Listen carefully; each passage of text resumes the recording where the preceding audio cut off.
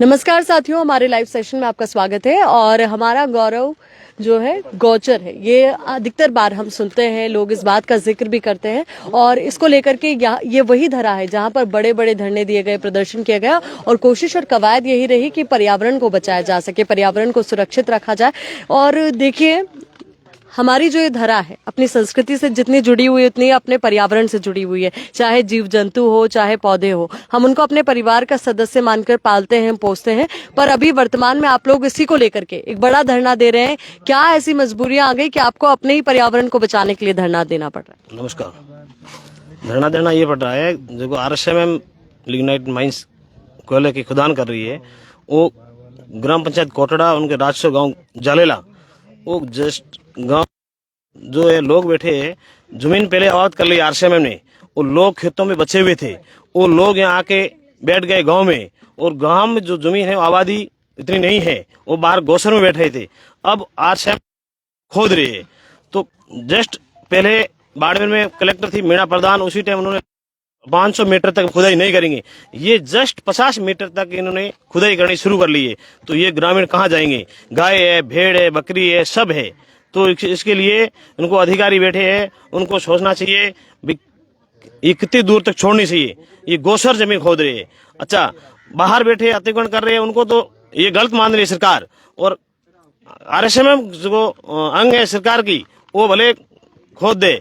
कई साल पहले ये और गवर्नमेंट बाहर कोयले बेसान कर दिए। उसके बाद में 2 साल पहले ही हमने सब देखे और कागज लाए और पता किया, तो गोसर खोद दी। उनके पैसे भाई वापस हमारे को जमीन भी दी है, कोयले क्यों खोदे? तो उसके लिए भी पैसे जमा किए हैं कलेक्ट्रेट में। कौन से ग्राम पंचायत से आप सरपंच हैं? अपना एक बार परिचय दीजिए। मेरा नाम है भूर से, मैं ग्राम पंचायत आकली से सरपंच हूँ। आकली के लोग अब आपके सामने जब इन समस्याओं को लेकर आते हैं तो क्या बोलते हैं आपको? ये समस्या बोलते हैं लोग। ये RSMM का एक यहाँ कोटड़ा में नहीं है, थुमली में भी है, आकली ग्राम पंचायत में भी है। घोसर खोद रहे हैं, लोगों के खेत है, उन्हें ऐसे खसरे हैं, उनको खुदान कोयले निकाल दिए और डंप भी बढ़ा दिए, उन लोगों को पैसे दिए नहीं है। ये है अब आने जाने के लिए, ये आकली और कोटड़ा का रास्ता है, ये आप देख लो। बिल्कुल जाने के लिए कोई डिलीवरी केस हो जाए वो कहाँ जाए? बिल्कुल रास्ता नहीं है। आप खुद भी चल के आए हो ना, ये रास्ता है, ये रास्ते की हालत है। और कितना ये सरकार को फायदा हो रहा है। और हमारे MLA ये जो राजनीतिक हो रही है, वो CSR फंड बाहर लेके जा रहे हैं। अभी आदूराम जी लेके 25 लाख रुपए गदान, ग्राम पंचायत गदान में, वो मतलब वहां जाना चाहिए हमें। ये जमीन तो ये कोरडा ग्राम पंचायत की, आकली ग्राम पंचायत की जमीन, और ये बाहर जाके नेता लेके जा रहे हैं। लोगों का साफ तौर पर कहना है कि जमीन हमने दी, खुदाई यहाँ पर हो रही है, खनन कार्य यहाँ पर हो रहा है, मकानों में दरारें हमारे आ रही है। और जो CSR फंड मिल रहा है, जो कंपनी जब यहाँ पर आई थी, लोगों से जमीन ली थी, तो उस दौरान बड़े बड़े वादे किए गए थे कि आपके यहाँ पर हाईटेक सुविधाएं होंगी, बढ़िया यहाँ पर सड़कें होंगी, बड़े बड़े हॉस्पिटल होंगे। पर अब इन्हें बदले में क्या मिल रहा है वो अब जानते हैं। बदले में आपको कंपनीज अब क्या दे रही है? कंपनी हमारे को दर्द दे रही है, कोई कुछ नहीं दे रही है। पैसे जो CSR फंड मामूली जो टुकड़ा डाला था वो भी शुरू नहीं किया है। सिर्फ और सिर्फ दर्द पशु ये इस गांव में सबसे ज्यादा पशु है, गायें हैं, भेड़ बकरियां, उनको चरने के लिए जगह नहीं है। ये यहाँ से ट्रांसफर करके दूसरी जगह जाते हैं, वहाँ मुंह ढीला करके चराने के लिए कहते हैं साहब 10 दिन बैठने दो, 15 दिन बैठने दो। पशु ये कहाँ ले जाएंगे? रोजगार है, इनको नहीं दे रहे हैं। दूसरे लोगों को बाहर से ये ठेका करके और अपने भाई भतीजों को, वहाँ जिस ठेकेदार को ठेका देते हैं वो अपने भाइयों को लगाते हैं। चौकीदार है, हेल्पर है या ड्राइवर है, जो भी है वो उनको लगाते हैं। यहाँ के लोगों को कोई धंधा वगैरह नहीं देते। आप बताइए। मजदूर तक हमारे लोकल मजदूर तक नहीं लगाते, इससे बड़ी तो क्या बनना होगी। ये यहाँ खेती कार्य और पशुधन यही हमारा काम है, इस पे हमारा आजीवन चलता है। जमीन नहीं होगी तो हम खेती किससे करेंगे और पशु कहाँ चराएंगे? हमारे भेड़ बकरी उनके पैसे आते हैं, उनसे हम आजीवन करते हैं, वो समाप्त हो रहा है तो हमारा जीवन भी बहुत मुश्किल हो रहा है। ओरन और गोचर को लेकर कई बार ये बात सामने आई, तो आप अगर आम लोगों को समझाना चाहें तो आप लोगों के लिए जमीन जो है गोचर वाली, ओरन वाली इतनी जरूरी क्यों है? हम मैडम यहाँ पश्चिमी राजस्थान पशुधन पे ही सब आजीविका चलती है, इसीलिए हमारे को बहुत जरूरी है। गाय है, भेड़ है, बकरी है, तो हम कहाँ जाए?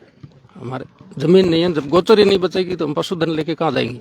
कंपनीज जब गोचर जमीन पर कह लीजिए या आप लोगों की जमीन पर जब खुदाई कर रही है तो आप लोगों से बातचीत की गई होगी कि हाँ हम इस तरीके से खुदाई कार्य करेंगे, तब क्या आप लोगों को पता नहीं था कि इस तरीके की कुछ घटनाएं हो सकती?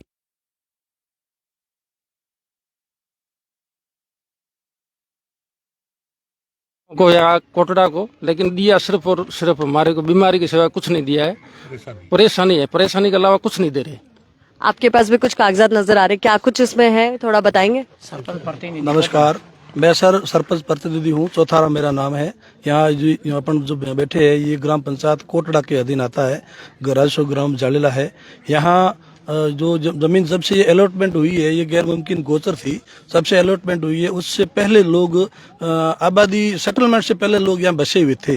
जो केस में गैर मुमकिन गोचर थी, लोगों को पहले तो जमीनें गैर मुमकिन आबादी हो रही थी, चूंकि कुछ समय से ये गैर मुमकिन आबादी गोचर से आबादी होना सुप्रीम कोर्ट का स्टे है, इसलिए नहीं हो पाई। मैंने भी यह कोशिश किया था कि ग्राम पंचायत से प्रस्ताव लेके इनको आबादी में कन्वर्ट किया जाए, जबकि हो नहीं पाया।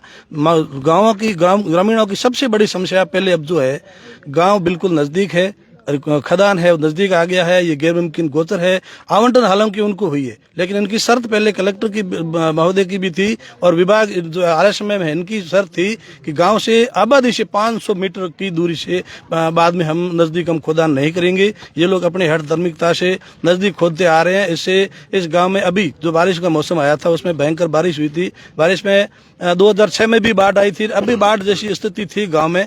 मैंने आरएसएम अधिकारियों से निवेदन किया था, कहीं से अपने जो है मुर्डा है, रेती है, आप व्यवस्था करिए। कुछ हम ग्राम पंचायत से करते हैं। गांव में लोगों में निकलने के लिए जगह नहीं थी, पानी भराव था। लोगों ने आरएसएम ने हमारी बात को नहीं मानी है। लोगों की जो मांगे है वो करीब करीब सब जायज है, इन लोगों को मांग मिलनी चाहिए।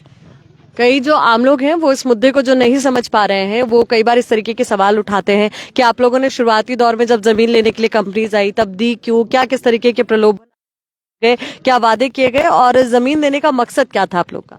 जमीन तो सर ये सिस्टम है गवर्नमेंट का, जो जमीन के नीचे जो बहुमूल्य कुछ मिले तो देना स्वाभाविक है। साहब, गवर्नमेंट, स्टेट गवर्नमेंट और केंद्र सरकार का ये नियम है।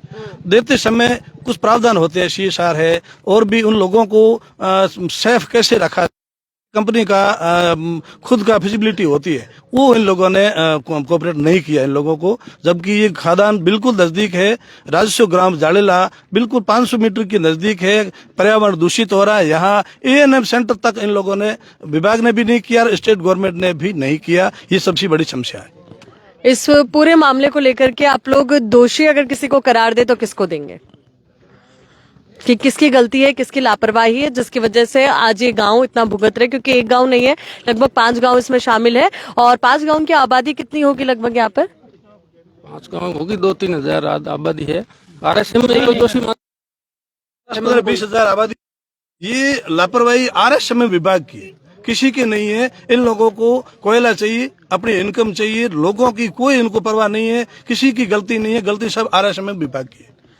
कितना मुनाफा कंपनीज को मिलता होगा, आप लोग को क्या लगता है? बहुत सारा मुनाफा मिलता है, सब मुनाफा मिलता करते हैं, ये लोगों की सुनते नहीं है। लोग पक्षी किसी की भी नहीं देख पता है, तभी होता है। करोड़ों रुपए होता है, करोड़ों करोड़ों रुपए का मुनाफा होता है। तभी तो ये हठ धर्मिता पकड़ के और गांव के पास में खोद रहे हैं। आप लोग क्या चाहते हैं? हम लोग चाहते हैं हमारी जो ये जायज मांगे इनको स्वीकार किया जाए, और जो ये हमारी गोचर है इसको बहाल किया जाए। सीएसआर का फंड है वो इन 2 ग्राम पंचायतों में ही खर्च किया जाए, ताकि विकास हो सके। ये जो लोग पिछड़े तबके के हैं, इन सभी का विकास हो सके। सरकार और प्रशासनिक अधिकारी जो है उनसे आप लोगों की क्या उम्मीद है कि अब इस मामले का हल कैसे निकाला जाए? हमारी प्रशासन से ये उम्मीद है कि एसडीओ साहब इन कंपनी आरएसएसएम को बुला करके लोगों के सामने बैठ करके जनप्रतिनिधियों को साथ में बिठा करके और इन जायज समाधान। आज से 7वें दिन पहले यहाँ हुआ था, फिर हमने यहाँ गांव वालों ने मिलकर के उस गाड़ियों को वगैरह को रोक दिया था। एसडीओ साहब और सीआई साहब आए थे, कहा था कि आपकी समस्या का समाधान होगा, आश्वासन सिर्फ दिया था। आरएसएसएम वाले नहीं आए थे, सिर्फ प्रशासन आया था, आश्वासन दिया था। उसके बाद में जो नया ठेकेदार आया उसने दूसरे फेज में जाकर के काम शुरू कर दिया। अभी फिलहाल यहाँ काम चालू नहीं है। यानी कि जब तक आप लोग नहीं थे तब तक काम चालू था, अभी धरना देने के बाद में उन लोगों ने काम को चेंज कर दिया, पिट चेंज कर दिया है। ग्राम पंचायत से कोई एनओसी वगैरह ली इसको लेकर ग्राम पंचायत से कोई एनओसी वगैरह नहीं ली। इन्होंने राज्य सरकार से मिल करके, पिछली सरकार में जो राजस्व मंत्री थे उनसे मिल करके, उनसे साठ गांठ करके, उनको पैसे दे करके और सरकार में कुछ रेवेन्यू जमा करवा करके और हमारी गोचर थी उसको आवंटित करवा दिया आरएसएस।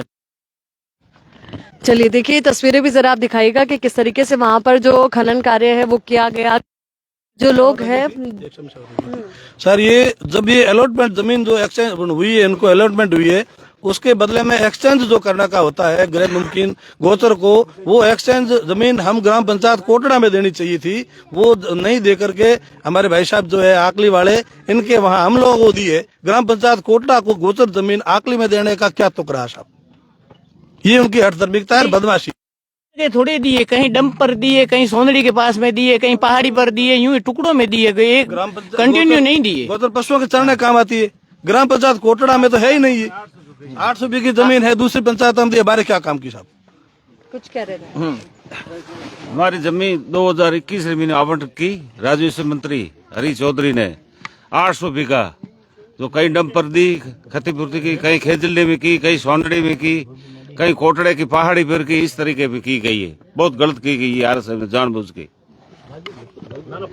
चलिए जो तमाम चीजें हैं, तमाम मांगे हैं, वो हमने आपके समक्ष रखी कि किस तरीके से गांववासी परेशान है। आप भी कुछ कह रहे थे कि किस तरीके से आपने गांव को बदलते हुए देखा। 1995 में जब कंपनीज आई वादे के, तब भी आपने देखा और अब भी देख रहे हैं। हमारा गांव से फोटो आए जुड़े ये खोतरे जदे गांव में मार जगह है दुड़ी पे, ये गांव में 150 घर पेड़ बाढ़ महीना तो चला गया, कोटड़े गांव गया।